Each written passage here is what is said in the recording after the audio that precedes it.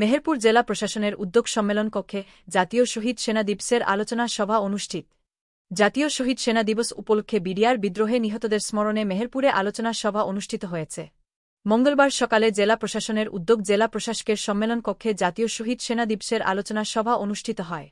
জেলা প্রশাসক সিফাতের সভাপতিত্বে আলোচনা সভায় অন্যদের মধ্যে স্থানীয় সরকার বিভাগের উপপরিচালক তরিকুল ইসলাম, মেহেরপুর জেলা পরিষদের প্রধান নির্বাহী কর্মকর্তা শামিউল হক, জেলা শিক্ষা অফিসার হয়রত আলী, সদর উপজেলা নির্বাহী কর্মকর্তা খায়রুল ইসলাম, জেলা প্রাথমিক শিক্ষা অফিসার রুহুল আমিন, পৌর প্রধান নির্বাহী কর্মকর্তা জি.এম. ওবায়দুল্লাহ, উপজেলা শিক্ষা অফিসার মনিরুল ইসলাম, মেহেরপুর জেলা সমাজ সেবা অধিদপ্তরের রেজিস্ট্রেশন কর্মকর্তা কাজী আবুল মনসুর, উপজেলা প্রাথমিক শিক্ষা অফিসার ফারুক উদ্দিন প্রমুখে উপস্থিত ছিলেন।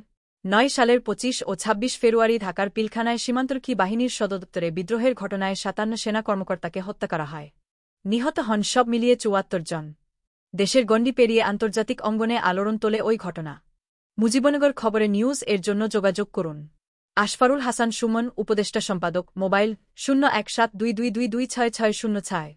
শাহিদুজ্জামান রিপন, যুগ্মবার্তা সম্পাদক, মোবাইল ০১৭২৩০০৪৩০০।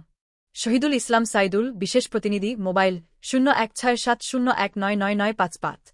মহসিন আলী আঙ্গুয়ার, সম্পাদক ও প্রকাশক, মুজিবনগর খবর .com, মেহেরপুর।